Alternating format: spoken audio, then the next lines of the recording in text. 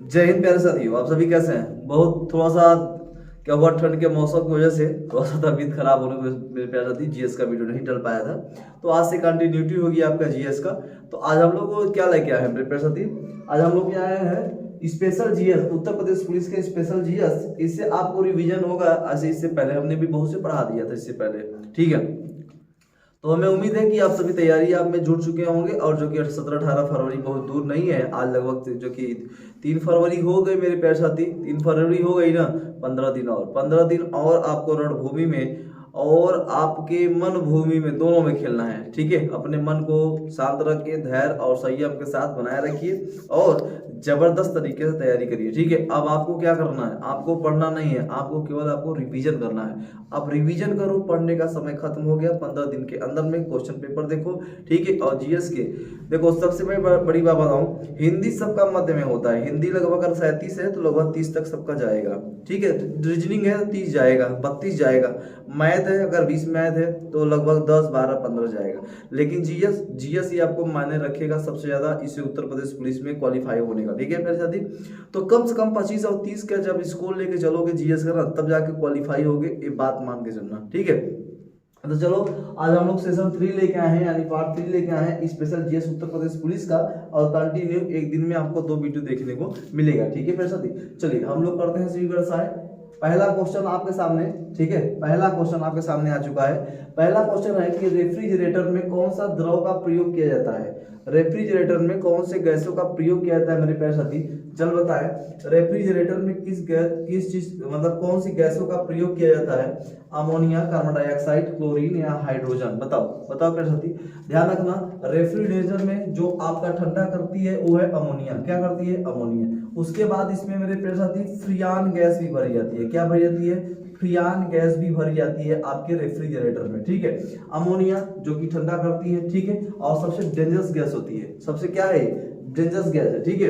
Carbon dioxide CO2, ठीक है, CO2 मेरे प्यारे साथी, CO2 carbon dioxide. Carbon dioxide हमारे वायुमंडल में 0.03% है, आप सभी जानते हो। जो कि डेंजरस गैस होती है कार्बन डाइऑक्साइड, ठीक है। और एक चीज ध्यान रखना, आपका क्लोरीन। क्लोरीन की मैं बताऊं, जो पत्ते मेरे प्यारे साथी, जो पत्ते हरे होते हैं, जो पत्ते हरे होते हैं, हरे पत्ते जो होते हैं क्लोरीन के कारण ही हरे पत्ते होते हैं, ध्यान रखना प्यारे साथी, ठीक है। हाइड्रोजन की मैं बात करूं, हाइड्रोजन, ठीक है, ये सबसे क्या है, सबसे हल्की मानी जाती है। ये सबसे हल्की गैसों में से एक मानी जाती है आपका हाइड्रोजन, ठीक है मेरे प्यारे साथी, हाइड्रोजन। और अगर कहा जाए कि ब्रह्मांड में सबसे ज्यादा की कौन सी गैस पाई जाती है, सबसे ज्यादा अगर कोई गैस पाई जाती है मेरे प्यारे साथी तो वह है हाइड्रोजन। क्या है मेरे प्यारे साथी, हाइड्रोजन। और आप कहोगे सर एक है आपका हीलियम। हाइड्रोजन और हीलियम दोनों एक सूर्य के नाभिक में पाए जाते हैं, जिससे प्रकाश का उत्पन्न होती है, जिससे ऊर्जाएं बनती है, ठीक है। तो राइट आंसर हमारा होगा अमोनिया। कौन सा होगा प्यारे साथी, अमोनिया, ठीक है। कोई दिक्कत नहीं। चलो अगले क्वेश्चन। अगला क्वेश्चन है कि कौन सा रक्त वर्ग हर रक्त वर्ग वाले मनुष्य को दिया जा सकता है। बताओ प्यारे साथी, कौन सा ऐसा वर्ग है रक्त का जो हर रक्त वर्ग को दिया जा सकता है, BO, A या AB, बताओ प्यारे साथी। देखो अब मैं आपको बताऊं, देखो भाई, आपको अगर रक्त वर्ग की मैं बात करूं, रक्त वर्ग, ठीक है, तो इसका जानते हो कार्ल लैंड स्टीनर। क्या मेरे भाई, कार्ल लैंड स्टीनर, ठीक है, लैंड स्टीनर ने इसका क्या किया था मेरे प्यारे साथी, वर्गीकरण किया था, ठीक है। रक्त विभाजन का वर्गीकरण ABO का, ठीक है, बड़ा ध्यान समझो। और O को मेरे प्यारे साथी सर्वदाता कहा गया। क्या कहा गया, सर्वदाता कहा गया। और AB को कहा गया सर्वग्राही। क्या कहा गया, सर्वग्राही कहा गया मेरे प्यारे साथी, बड़ा ध्यान समझना।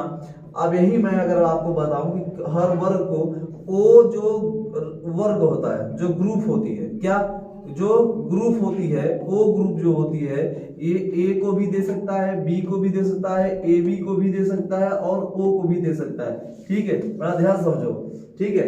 तो कौन सा रक्त वर्ग हर रक्त वर्ग वाले मनुष्य को दे सकता है, तो आप कहोगे सर O, देख लो O, A को भी, B को भी, AB और O, ठीक है, ये चारों को दे सकता है। तुम्हारा राइट आंसर क्या होगा मेरे प्यारे साथी, आपका O, ब्लड ग्रुप O आपका राइट आंसर, ठीक है। इतनी बातें आगे समझ में, चलो इतनी बातें समझ में आना चाहिए, ठीक है। हर रक्त वर्ग वाले को आप दे सकते हो। और मेरे प्यारे साथी जैसे AB है, देख लो AB है, AB भी आप दे सकते हो, अगर तुम्हारा नहीं दे सकते, ठीक है, जो है वही वाले दे सकते हो। ठीक, चल अगले क्वेश्चन। नीचे दिए गए वाक्य में रिक्त स्थान के लिए प्रयुक्त शब्द चुनो। बताइए। आप देखो, स्वतंत्रता संग्राम में गांधी जी ने कई बार अनशन किए थे। क्या किए थे अनशन में? आपको दिया गया सत्याग्रह, जेल में जाकर आमरण या जल सत्याग्रह। बताओ, अनशन किए थे कई बार आमरण अनशन होता है। क्या होता है मेरे प्रसादी? आमरण अनशन होता है। और जब स्वतंत्रता संग्राम गांधी जी ने, हम जानते हो मेरे प्रसादी, आप 1917 ईस्वी में जब चंपारण, ठीक है, चंपारण जब विद्रोह हुआ था नील की खेती के लिए, तब महात्मा गांधी का पहला ये विद्रोह था, ये पहला क्रांति था। ठीक है, चलो अगले क्वेश्चन चलते हैं। जय जवान जय किसान का नारा किसने दिया था? आप सभी जानते हो, लाल बहादुर शास्त्री ने। ये कोई दिक्कत नहीं है, एकदम सरल क्वेश्चन है पैसा दी। चलो अगले क्वेश्चन चलते हैं हम लोग। पंचायत चुनाव निम्नलिखित में से किस स्तर पे कराया जाता है? बताओ। पंचायत चुनाव आप जानते हो, एक होती है द्विस्तरीय, ठीक है, द्विस्तरीय पंचायत, ठीक है, पंचायत, और एक होती है त्रिस्तरीय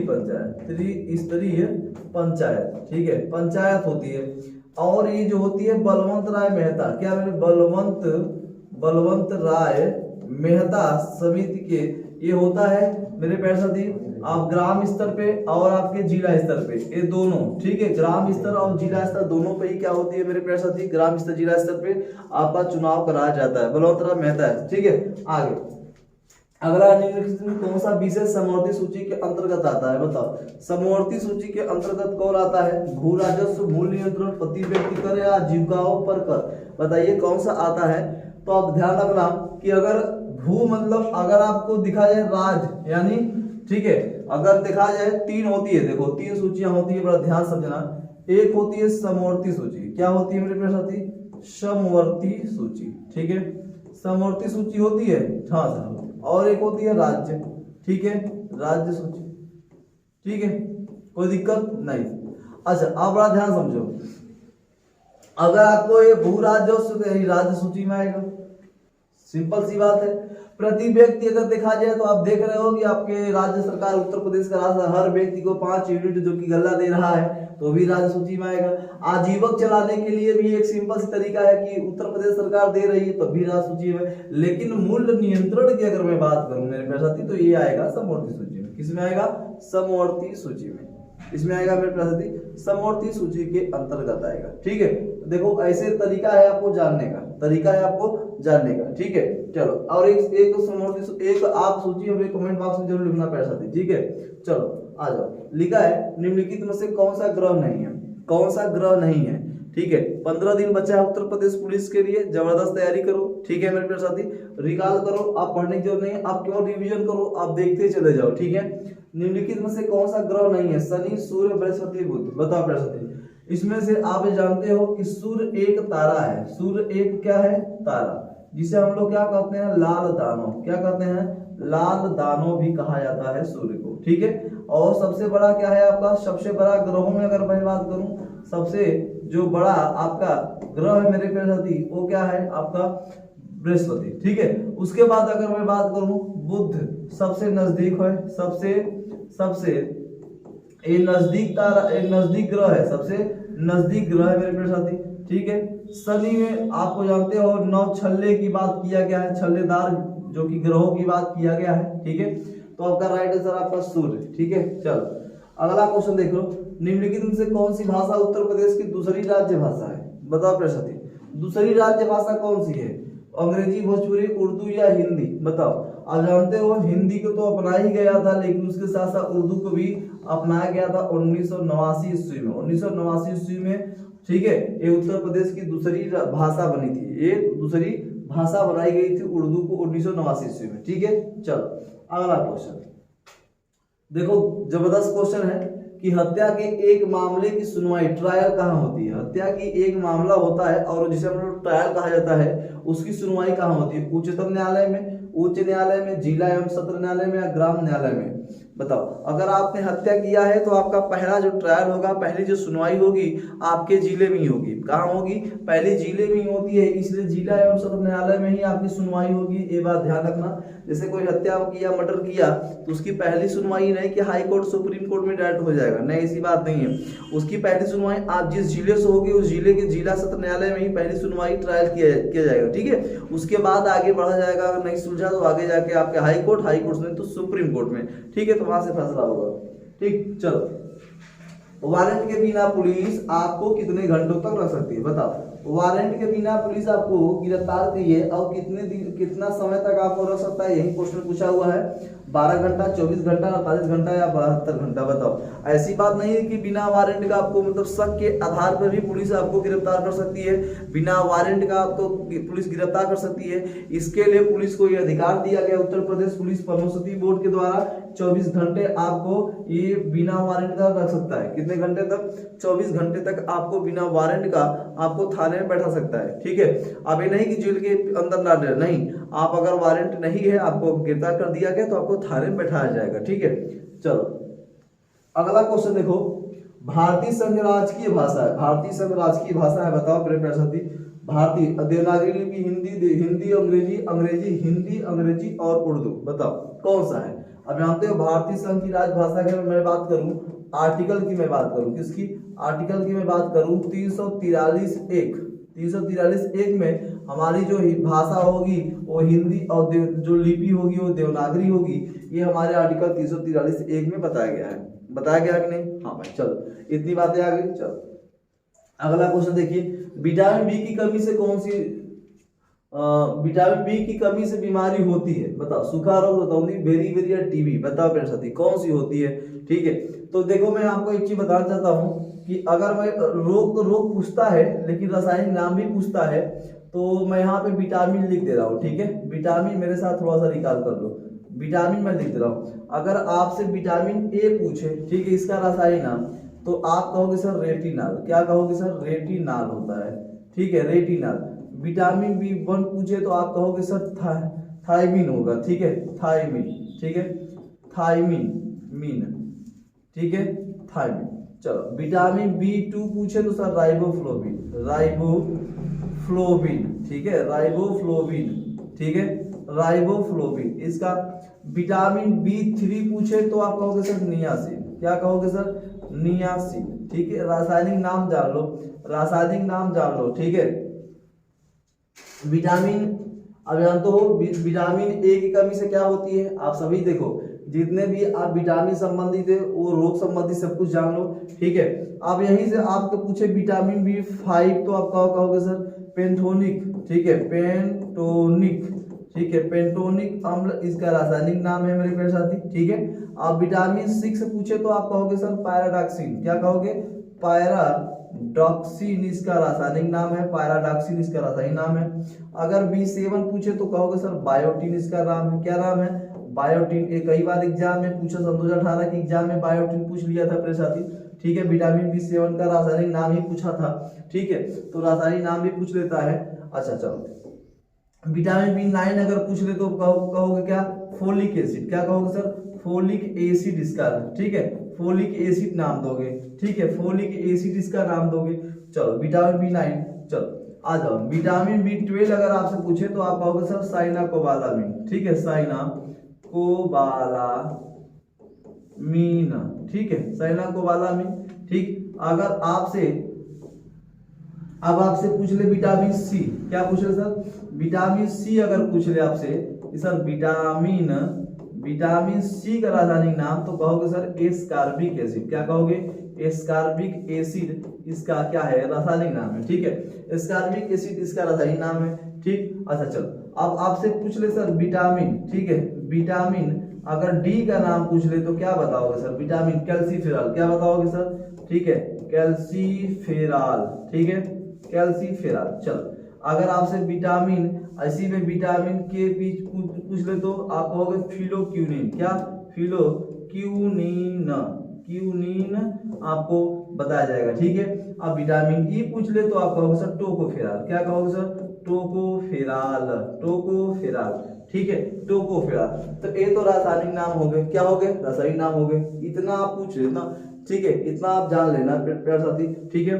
दूसरी बात, अगर आपसे कहे यही पूछ ले प्यारे साथी कि आप विटामिन की खोज किसने किया था, विटामिन की खोज किसने किया था, सन 1912 ईस्वी में फंक ने किया था। किसने किया था, फंक ने 1912 ईस्वी में विटामिन की खोज किया था प्यारे साथी, ठीक है, विटामिन की खोज किया था। तो अब जानते हैं विटामिन बी की कमी से बेरी बेरी रोग होता है। क्या होता है, बेरी बेरी।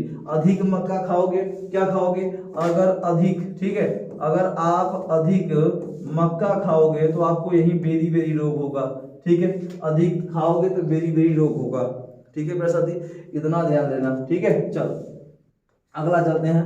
अगला है श्वेतांबर और दिगंबर किस धर्म से संबंधित है, बताओ। श्वेतांबर और दिगंबर किस धर्म से संबंधित है। श्वेतांबर का मतलब होता है श्वेत वस्त्र धारण करने वाले, श्वेत वस्त्र धारण करने वाले, और दिगंबर का मतलब होता था नग्न, ठीक है, नग्न रहने वाले। इसका मतलब बौद्ध मत, जैन मत, हिंदुत्व, सिख। जैन मत, क्या पढ़ा थी, जैन मत, ठीक है, जैन मत। पहला, जब आप जानते हो, जब मतलब कि जैन का यानी पहली जैन संगीति जब हुई थी, तो जब पहली जैन संगीति हुई उसी समय में क्या हुआ था मेरे प्यारे साथी, उस समय में अकाल पड़ा था। और अकाल के समय लोग क्या जो कि चले गए थे आपके कर्नाटक की ओर, सरोवरबेलगोला, ठीक है, सरोवरबेलगोला जब चले गए महावीर स्वामी के साथ चले गए, तो वहां से जब इन लोग आए तो इन लोगों को उस नजरिए से न देखकर मेरे प्यारे साथी कहा गया जो श्वेत वस्त्र धारण करने वाले थे उसे श्वेतांबर, और जो दिगंबर थे अलग थे, ठीक है। एक था भद्रबाहु, एक का नाम था भद्रबाहु, ठीक है, भद्रबाहु। एक का नाम था स्थूलभद्र, स्थूलभद्र, ठीक है, भद्र, स्थूलभद्र, भद्रबाहु। ये मौर्य वंश का अंतिम शासक माना जाता था प्यारे साथी, ध्यान रखना, ठीक है, ध्यान रखना, ठीक है, जैन वंश से संबंधित था, ठीक। चलो अगला क्वेश्चन, पानीपत का तृतीय युद्ध किनके बीच लड़ा गया। देखो पानीपत का तृतीय युद्ध पूछ लिया, किसके बीच लड़ा गया, तो ध्यान रखना पानीपत का युद्ध बताओ, मराठों अंग्रेजों के मध्य, मुगलों और शेरशाह के मध्य, अंग्रेजों और फ्रांसीसियों के मध्य, या अहमद शाह अब्दाली और मराठों के बीच, बताओ प्यारे साथी। अब ध्यान रखना पानीपत का प्रथम युद्ध, ठीक है, अगर आपसे पूछ ले मेरे प्यारे साथी कि सर पानीपत का अगर आपसे प्रथम युद्ध पूछ ले तो आप क्या बताओगे, प्रथम युद्ध पूछ ले तो फिर क्या बताओगे, ठीक है, आप बताओगे सर 1526 ईस्वी में, ठीक है, 1526 ईस्वी में पानीपत का प्रथम युद्ध हुआ था। किसके साथ हुआ था, आप कहोगे सर बाबर और इब्राहिम लोदी के साथ, इब्राहिम लोदी के साथ एक युद्ध हुआ था, ठीक है, इब्राहिम लोदी के साथ, जिसमें क्या हुआ था, बाबर की जीत हुई थी, और उस समय से इब्राहिम लोदी वंश का अंतिम जो कि शासक माना जाता था, उसका क्या हुआ, दिल्ली सल्तनत जो कि समाप्त हुआ, ठीक है। और यहाँ से मुगलों का शासन शुरू हुआ, मुगलों का शासन बाबर से शुरू होता है। उसके बाद अगर आपसे पूछ ले कि सर पानीपत का अगर आपसे द्वितीय युद्ध पूछ ले, ठीक है, द्वितीय युद्ध पूछ ले तो आप क्या बताओगे, 1556 ईस्वी में आप बताओगे सर अकबर के साथ हुआ था, अकबर के साथ, और प्लस हेमू के साथ हुआ था। किसके साथ, हेमू के साथ हुआ था, अकबर और हेमू के साथ हुआ था, ठीक है।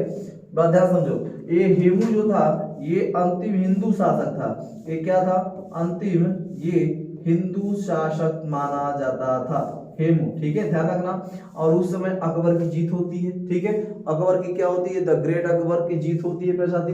चलो अगली बात समझो, अगली बात 1761 ईस्वी में पानीपत का तीसरी युद्ध होता है, ठीक है, पानीपत का ये होती है अमहद,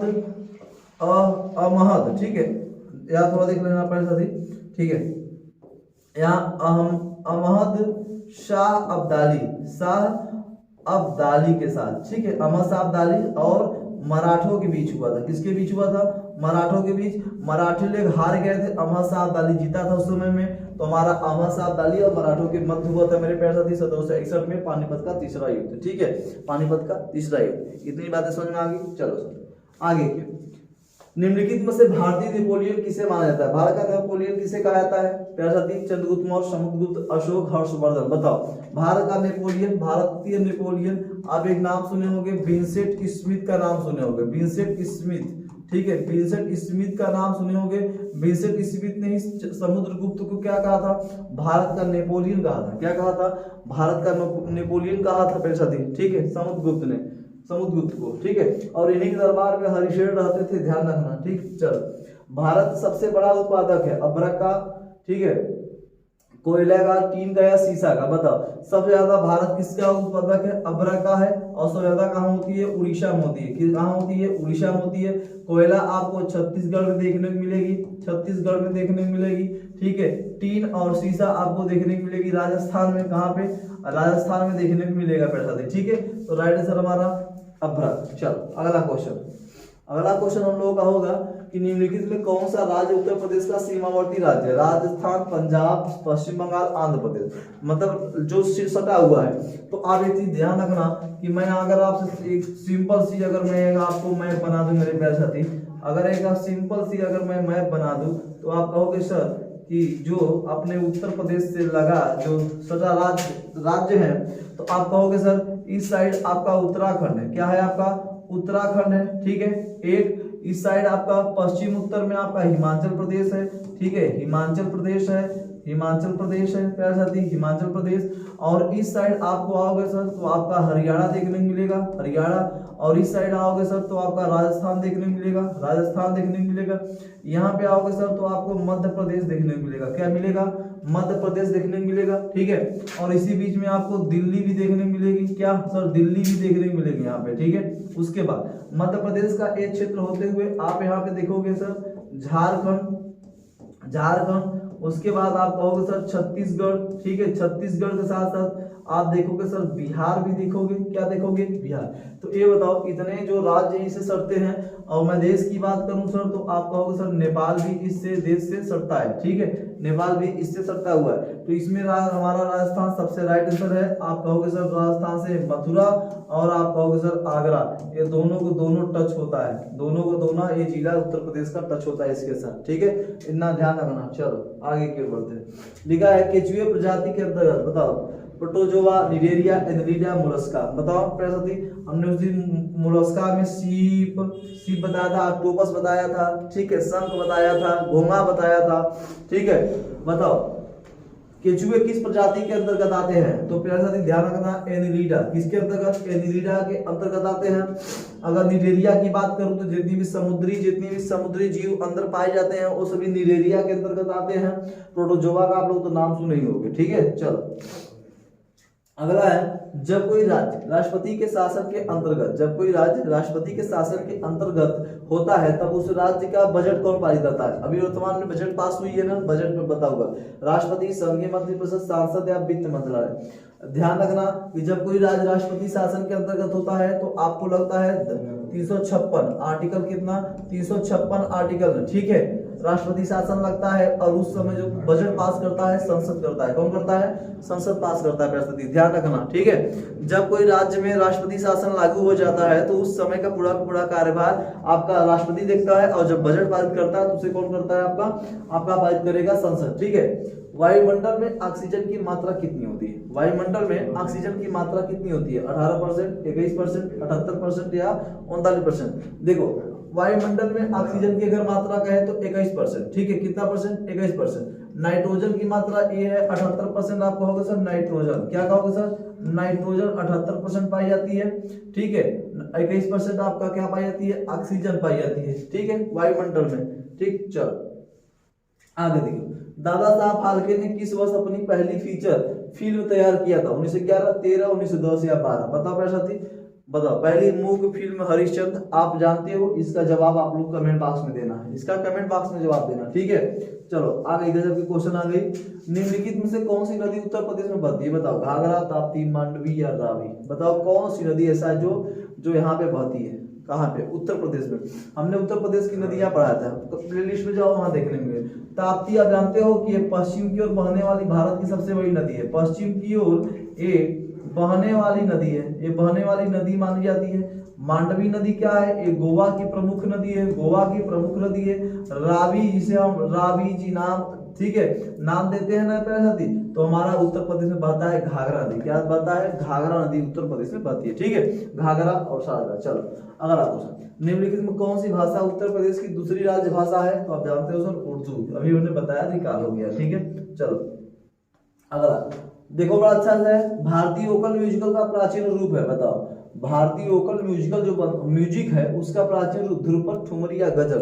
तब ध्यान रखना, भारतीय वोकल म्यूजिकल जो म्यूजिक जो है वो ध्रुपद से, प्राचीन इसका रूप ध्रुपद था। क्या था? ध्रुपद था, ये ध्यान रखना। ठीक है, चलो बात थोड़ा सा, चलो भाई आ जाओ। अपने अक्ष पर पृथ्वी एक चक्कर कितने समय पूरा करती है? बताओ, अपने अक्ष पर। ठीक है, ध्यान रखना कि जो हमारी पृथ्वी होती है वो 1 डिग्री को क्रॉस करने में 4 मिनट का समय लेती है। कितने मिनट का? 4 मिनट का समय लेती है। अगर आप कहोगे सर एक होती है 24 घंटे का, कितने होती है? दिन होता है 24 घंटे का, लेकिन अपने अक्ष पे बात किया है। ठीक है, जब पृथ्वी अपने अक्ष पर, पृथ्वी क्या करेगी? अपने अक्ष पर मेरे प्यारे साथी, पृथ्वी अपने अक्ष पर जब घूमने लगेगी, जब घूमने लगेगी तो मेरे प्यारे साथी तो होगा आपका रात और दिन होगा। क्या होगी? रात दिन। और जब पृथ्वी सूर्य का चक्कर लगाएगा, किसका? पृथ्वी, जो पृथ्वी है, ठीक है, पृथ्वी जब मेरे प्यारे साथी सूर्य का चक्कर लगाएगा, परिक्रमण करेगा, ठीक है, परिक्रमण करेगा, तो मौसम में क्या होगी? मौसम में परिवर्तन होगा। क्या होगा? मौसम में परिवर्तन होगा। तो 24 घंटे का दिन न होकर मेरे प्यारे साथी 23 घंटा 26 मिनट 49 सेकेंड का ये दिन होता है। ठीक है, ध्यान रखना। ठीक है, चलो अगला क्वेश्चन है, तमिलनाडु तथा कर्नाटक से गुजरने वाली नदी कौन सी? वैगई, पेरियार, कृष्णा या कावेरी? बताओ प्यारे साथी, वैगई, पेरियार, कृष्णा या कावेरी? वैगई नदी बता दो, पेरियार बता दो, कृष्णा बता दो या कावेरी बता दो। बताओ कौन सा जो राइट आंसर है? बताओ प्यारे साथी। ठीक है, देखो भाई, कावेरी, कृष्णा, पेरियार, वैगई, बताओ प्यारे साथी कौन सा है? तो ध्यान रखना कि आप जानते हो कि जो कृष्णा है नदी महाबलेश्वर, महाराष्ट्र, ठीक है, पेरियार, मुल्ला पेरियार बांध भी बनाया गया है इस पे केरल में। वैगई नदी बताओ प्यारे साथी, वैगई नदी कहाँ बहती है प्यारे साथी? वैगई नदी बताओ। आप जानते हो कि आप ये दक्षिण भारत की गंगा, किसे? दक्षिण भारत की गंगा, बताओ, दक्षिण भारत की गंगा कावेरी को कहा जाता है। एकदम राइट आंसर, जो तमिलनाडु और कर्नाटक से होकर गुजरती है। अगर सर कितने लोग कंफ्यूज, आप जानते हो गोदावरी नदी जो है, जो मेरे प्यारे साथी गोदावरी नदी है, ये प्रायद्वीपीय भारत की सबसे बड़ी नदी है। क्या है? प्रायद्वीपीय, ये भारत की एक बड़ी नदी मानी जाती है। ठीक है, बड़ी नदी मानी जाती है गोदावरी को। दूसरी अगर मैं बात करूं गोदावरी नदी के, इसे हम लोग कहेंगे सर वृद्ध गंगा के नाम से, हम लोग जानते हैं वृद्ध गंगा के नाम से भी गोदावरी जानते हैं, लेकिन दक्षिण भारत की गंगा कावेरी नदी को जानते हैं। ठीक है, इतनी बातें ध्यान रखना। ठीक, चलो, निम्नलिखित में से कौन सा ऊर्जा का वाणिज्यिक स्रोत नहीं है? ऊर्जा का स्रोत नहीं है, बताओ दो। कोयला, पेट्रोलियम, प्राकृतिक गैस है, ईंधन? बताओ प्यारे साथी। अगर हम ईंधन की बात करें तो ईंधन में तो कोई चीज आ जाएगा, ईंधन तो नहीं होना चाहिए। प्राकृतिक गैस होती है, पेट्रोलियम होती है, कोयला होती है, इनके जलाने से हमें क्या होती है? वाणिज्यिक स्रोत, जो कि ऊर्जा प्राप्त होती है। लेकिन ईंधन डायरेक्ट नहीं जलाया जाता। ठीक है, वो कोई स्रोत नहीं है। ठीक, चलो अगला क्वेश्चन, भारत के कुछ भागों में पेयजल में निम्नलिखित में से कौन सा प्रदूषक पाए जाते हैं? नीचे दिए हुए कोड का प्रयोग करते हुए सही उत्तर चयन करो। बताओ, आर्सेनिक, सॉर्बिटॉल, फ्लोराइड, फॉर्मेल्डिहाइड या यूरेनियम? बताओ। कुछ भागों पे जल में क्या प्रदूषक जल पाया जाता है? आर्सेनिक। क्या पाया जाता है? आर्सेनिक पाया जाता है। ठीक है, ये बहुत डेंजरस चीज होता है आर्सेनिक, ध्यान रखना, बहुत डेंजरस। चलो ठीक, चलो आगे आ जाओ। साइनाइड विषाक्तता, क्या मेरे पास थी? साइनाइड विषाक्तता के कारण सेकंडों में मृत्यु हो जाती है। क्या मतलब अगर साइनाइड विषाक्तता होगी, ठीक है, अगर साइनाइड विषाक्तता होगी मेरे प्यारे साथी, तो इसमें होगी कि हृदय की पेशियों में आपका एंजाइम प्राकृतिक रूप से हो जाएगी और वो नसियां ब्लॉक हो जाती है, और नसियों के ब्लॉक हो जाने से आपकी क्या हो जाएगी? मृत्यु हो जाएगी। ठीक है, आपकी क्या हो जाएगी? मृत्यु हो जाएगी। ठीक है, चलो ये देखो, इतना तो क्वेश्चन आपका समझ में आया, इतना हमने आपको बताने का कोशिश भी किया है। ठीक है, ये हमारा सेशन 3 था स्पेशल जीएस का उत्तर प्रदेश पुलिस के लिए। ठीक है प्यारे साथी, ऐसे ही लगातार आप कंटिन्यू 15 दिन लगे रहिए, बने रहिए, क्योंकि 15 दिन बाद आपको रणभूमि में खेलना होगा। ठीक है, तो बस आज के लिए ही, जय हिंद।